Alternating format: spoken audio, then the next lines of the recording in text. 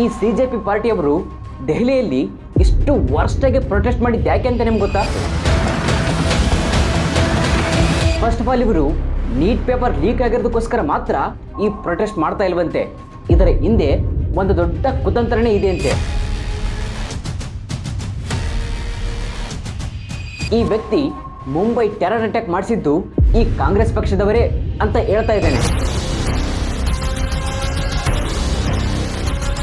Central government ತರ್ತಾ ಇರುವಂಥ ಈ ಒಂದು ಬಿಲ್ಲಿಂದ ವಿರೋಧ ಪಕ್ಷದವರಿಗೆ ಆ್ಯಂಡ್ ಕೆಲವು NGOಗಳಿಗೆ ತುಂಬಾನೇ ಭಯ ಆಗ್ತಾ ಇದೆ.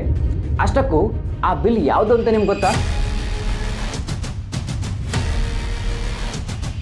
ಆ್ಯಂಡ್ ಇದೇ ತರಹದ ಇನ್ನೆಷ್ಟೋ ಇಂಟ್ರೆಸ್ಟಿಂಗ್ ಫ್ಯಾಕ್ಟ್ಸ್ ಈ ವಿಡಿಯೋದಲ್ಲಿರುತ್ತೆ. So don't skip the video.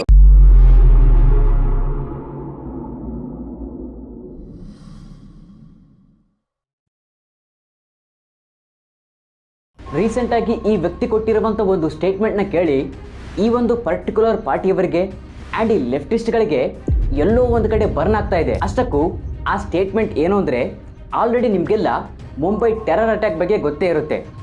ಆದರೆ ಈ ವ್ಯಕ್ತಿ ಈ ಒಂದು ಅಟ್ಯಾಕ್ ಆವತ್ತಿನ ಕಾಂಗ್ರೆಸ್ ಗೌರ್ಮೆಂಟ್ ಆ್ಯಂಡ್ ಪಾಕಿಸ್ತಾನದ ISI ನಡುವೆ ನಡೆದಿರುವಂತಹ ಒಂದು ಫಿಕ್ಸ್ಡ್ ಮ್ಯಾಚ್ ಆಗಿತ್ತು ಅಂತ ಹೇಳ್ತಾ ಇದ್ದಾರೆ. And also the 26/11 I have said it on very occasion, it's a fixed match between ISI and INC. ಅಂದ್ರೆ ಇದೊಂದು ಪ್ರೀ ಪ್ಲಾನ್ಡ್ ಅಟ್ಯಾಕ್ ಅಂತೆ. ಆದರೆ ಈ ಮಾತನ್ನ ಹೇಳಿದ್ದು ಮತ್ತೆ ಬೇರೆ ಯಾರೋ ಅಲ್ಲ, ಈ ಅಟ್ಯಾಕ್ ಆಗ್ತಾ ಇರಬೇಕಾದ್ರೆ ಕಂಟ್ರೋಲ್ ರೂಮ್ನಲ್ಲಿ ಕುಳಿತುಕೊಂಡಿರುವಂಥ ವ್ಯಕ್ತಿ ಅಂದರೆ ಕೇಂದ್ರ ಗೃಹ ಸಚಿವಾಲಯದ ಮಾಜಿ ಅಧಿಕಾರಿ ಆ್ಯಂಡ್ ಪದ್ಮಶ್ರೀ ಪ್ರಶಸ್ತಿಯನ್ನು ಪಡೆದಿರುವಂತಹ RVS ಮಣಿಯವರು. ಆದರೆ ಆವತ್ತು ರಾತ್ರಿ ಆ ಕಸಬ್ನನ್ನ ಜೀವಂತವಾಗಿ ಹಿಡಿದೇ ಹೋಗಿದ್ರೆ ಇವತ್ತು ಈ ಅಟ್ಯಾಕನ್ನು ಮಾಡಿದ್ದು ಹಿಂದೂಗಳೇ. ಆ್ಯಂಡ್ ಹಿಂದೂ ಧರ್ಮದಲ್ಲೂ ಕೂಡ ಟೆರರಿಸ್ಟ್ಗಳು ಇದ್ದಾರೆ ಅಂತ ಒಂದು ಫೇಕ್ ನೆರೆಟಿವ್ನ ಸ್ಪ್ರೆಡ್ ಮಾಡೋದಕ್ಕೋಸ್ಕರ ಆ್ಯಂಡ್ ತಮ್ಮ ರಾಜಕೀಯ ಲಾಭಕ್ಕೋಸ್ಕರ ಈ ಪ್ಲಾನ್ ಹಾಕಿದ್ರಂತೆ. ಆದರೆ ಅವನು ಜೀವಂತವಾಗಿ ಸಿಕ್ಕಿದ್ರಿಂದನೇ ಅವನು ಒಬ್ಬ ಪಾಕಿಸ್ತಾನದ ಟೆರರಿಸ್ಟ್ ಅಂತ ಇಡೀ ಪ್ರಪಂಚಕ್ಕೆ ಗೊತ್ತಾಗುತ್ತೆ. ಇಲ್ಲ ಅಂದಿದ್ರೆ ಆವತ್ತೇ ಹಿಂದೂ ಧರ್ಮದಲ್ಲೂ ಕೂಡ ಟೆರರಿಸ್ಟ್ಗಳು ಇದ್ದಾರೆ ಅಂತ ಒಂದು ಫೇಕ್ ನೆರೆಟಿವ್ ಸ್ಪ್ರೆಡ್ ಆಗ್ತಾ ಇತ್ತು. ಆ್ಯಂಡ್ ಅಷ್ಟೇ ಅಲ್ಲ, ಈ ಟೆರರಿಸ್ಟ್ಗಳು ನಮ್ಮ ಭಾರತಕ್ಕೆ ಬರ್ತಾ ಇರುವಂಥ ಬೋಟನ್ನು ಈ ಕೋಸ್ಟ್ ಗಾರ್ಡ್ಸ್ ಎಲ್ಲ ಮೊದಲೇ ಅವರನ್ನು ಐಡೆಂಟಿಫೈ ಮಾಡಿರ್ತಾರಂತೆ. ಆದರೆ ಆವತ್ತಿನ ಈ ಕಾಂಗ್ರೆಸ್ ಗೌರ್ಮೆಂಟ್ ಅವರನ್ನು ಟಚ್ ಮಾಡಬೇಡಿ, ಸುಮ್ಮನೆ ಬಿಟ್ಬಿಡಿ ಅಂತ ಆದೇಶವನ್ನು ಮಾಡಿತ್ತಂತೆ. ಆ್ಯಂಡ್ ಅಷ್ಟೇ ಅಲ್ಲದೆ ಈ ತಾಜ್ ಹೋಟೆಲ್ ಮೇಲೆ ಅಟ್ಯಾಕ್ ಆಗ್ತಾ ಇರಬೇಕಾದ್ರೆ NSG ಕಮಾಂಡೋಗಳನ್ನು ತುಂಬ ಬೇಗ ಕಳಿಸಬಹುದಾಗಿತ್ತಂತೆ. ಆದರೆ ಬೇಕು ಅಂತಾನೆ 2 ಗಂಟೆ ಲೇಟಾಗಿ ಕಳಿಸ್ತಾರಂತೆ. ಆದರೆ ಈ ಎಲ್ಲ ಮಾತುಗಳನ್ನು ಈ ವ್ಯಕ್ತಿ ಎಷ್ಟು ಸ್ಟ್ರಾಂಗ್ ಆಗಿ ಹೇಳ್ತಾ ಇದ್ದೇನೆ ಅಂದರೆ, ಇದ್ರ ಬಗ್ಗೆ ನನ್ನ ಜೊತೆ ಯಾರಾದರೂ ಡಿಬೇಟ್ಗೆ ಬರಬಹುದು ಅನ್ನೋ ಥರ ಹೇಳ್ತಾ ಇದ್ದಾರೆ. ಆದರೆ ಈ ವ್ಯಕ್ತಿ ಹೇಳ್ತಾ ಇರೋದು ನಿಜನಾ ಅಥವಾ ಸುಳ್ಳು ಅಂತ ನಮಗೆ ಗೊತ್ತಿಲ್ಲ. ಈ ವ್ಯಕ್ತಿ ಹೇಳಿದ್ದನ್ನೇ ನಾವು ಹೇಳ್ತಾ ಇದ್ದೀವಿ ಅಷ್ಟೇ. ಆದರೆ ಈ ಕಾಂಗ್ರೆಸ್ ಮಾತ್ರ ಡೈರೆಕ್ಟಾಗಿ ಆ್ಯಂಡ್ ಇಂಡೈರೆಕ್ಟಾಗಿ ಟೆರರಿಸಮ್ಗೆ ಸಪೋರ್ಟ್ ಮಾಡುತ್ತೆ ಅಂತ ಆವಾಗ ಈ ಥರ ಪ್ರೂವ್ ಆಗ್ತಾನೆ ಇರುತ್ತೆ. ಪ್ರೆಸೆಂಟ್ ಈಗ ನಮ್ಮ ದೇಶದಲ್ಲಿ FCRA ಅನ್ನೋ ಒಂದು ಬಿಲ್ ತುಂಬಾನೇ ಕಾಂಟ್ರವರ್ಸಿ ಆಗ್ತಾ ಇದೆ. ಒಂದು ಕಡೆ ವಿರೋಧ ಪಕ್ಷದವರು ಈ ಬಿಲ್ ಏನಾದರೂ ಜಾರಿಗೆ ಬಂತು ಅಂದರೆ ಚರ್ಚ್ಗಳನ್ನು, ಸ್ಕೂಲ್ಸನ್ನು, ಹಾಸ್ಪಿಟಲ್ಸನ್ನು ಈ ಸರ್ಕಾರ ಕಿತ್ತುಕೊಂಡು ಬಿಡುತ್ತೆ ಅಂತ ಹೇಳ್ತಾ ಇದ್ದಾರೆ. ಆದರೆ ಇನ್ನೊಂದು ಕಡೆ ಈ BJP ಸರ್ಕಾರ ಇದು ಜಸ್ಟ್ ಟ್ರಾನ್ಸ್ಪರೆನ್ಸ್ ಬಿಲ್ ಅಷ್ಟೇ.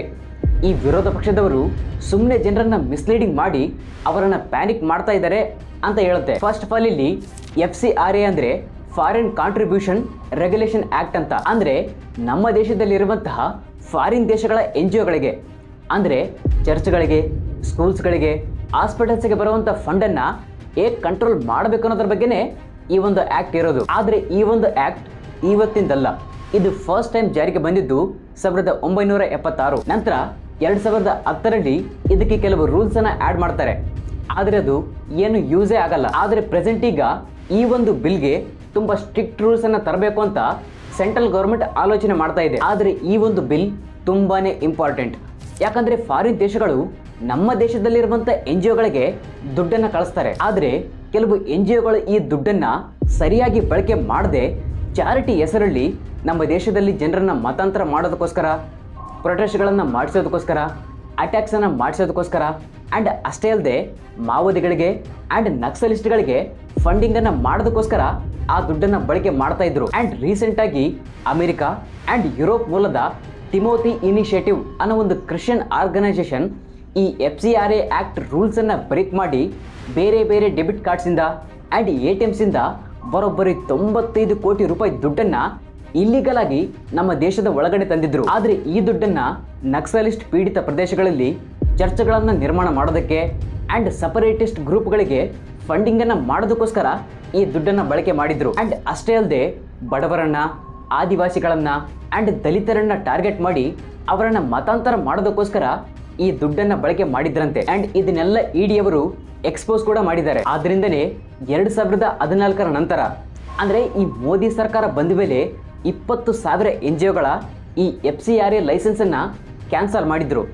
ಆದ್ರೆ ಇದನ್ನ ಬೇರು ಸಮೇತ ಕಿತ್ತು ಹಾಕೋದಕ್ಕಾಗಿದ್ದಿಲ್ಲ. ಆದ್ರೆ ಪ್ರೆಸೆಂಟ್ ಈಗ ಈ ಒಂದು ಬಿಲ್ ಎಷ್ಟು ಪವರ್ಫುಲ್ ಆಗಿದೆ ಅಂದ್ರೆ ಇದನ್ನ ಇಂಪ್ಲಿಮೆಂಟ್ ಮಾಡಬಾರ್ದು ಅಂತ ಬರೀ ನಮ್ಮ ದೇಶದಲ್ಲಿರುವಂಥ ವಿರೋಧ ಪಕ್ಷದವರಷ್ಟೇ ಅಲ್ಲ, ಅಮೆರಿಕದಲ್ಲಿರುವಂಥ ಸಂಸದರು ಕೂಡ ಇದನ್ನ ವಿರೋಧ ಮಾಡ್ತಾ ಇದ್ದಾರೆ. ಯಾಕಂದ್ರೆ ಈ ಬಿಲ್ ಏನಾದರೂ ಪೂರ್ತಿಯಾಗಿ ಇಂಪ್ಲಿಮೆಂಟ್ ಆದ್ರೆ ಈ NGOಗಳಿಗೆ ಫಾರಿನ್ ದೇಶದಿಂದ ಬಂದಂಥ ಫಂಡನ್ನ ನಮ್ಮ ದೇಶದಲ್ಲಿ ಜನರನ್ನ ಮತಾಂತರ ಮಾಡೋದಕ್ಕೋಸ್ಕರ ಅಥವಾ ದೇಶದ್ರೋಹಿ ಕೆಲಸಗಳನ್ನ ಮಾಡಿದ್ದಾರೆ ಅಂತ ಗೊತ್ತಾದ್ರೆ ಆ NGOನ ಅಂಡ್ ಆ NGOಗೆ ಸಂಬಂಧಪಟ್ಟಂತ ಆಸ್ತಿಯನ್ನ ಸರ್ಕಾರ ಸೀಸ್ ಮಾಡುತ್ತಂತೆ. ಅಂಡ್ ಆ NGOದ ಬಾಸನ್ನು ಕೂಡ ಅರೆಸ್ಟ್ ಮಾಡಿ ಜೈಲಲ್ಲಿ ಹಾಕ್ತಾರಂತೆ. ಅಂಡ್ ಈ NGOಕ್ಕೆ ಬಂದಂತ ಫಂಡ್ ಅಲ್ಲಿ ಪ್ರತಿಯೊಂದು ರೂಪಾಯಿನೂ ಕೂಡ ಸರ್ಕಾರಕ್ಕೆ ಲೆಕ್ಕವನ್ನು ಕೊಡಬೇಕು. ಈ ಬಿಲ್ ಏನಾದರೂ ಇಂಪ್ಲಿಮೆಂಟ್ ಆದ್ರೆ ಈ ತರಹದ ದೇಶದ್ರೋಹಿ ಕೆಲಸಗಳು ನಿಲ್ಲುತ್ತಂತೇನೆ ಈ ಪರ್ಟಿಕ್ಯುಲರ್ ಪಾರ್ಟಿಯವರು ಇದನ್ನ ಬೇಡ ಅಂತ ಹೇಳ್ತಾ ಇದ್ದಾರೆ.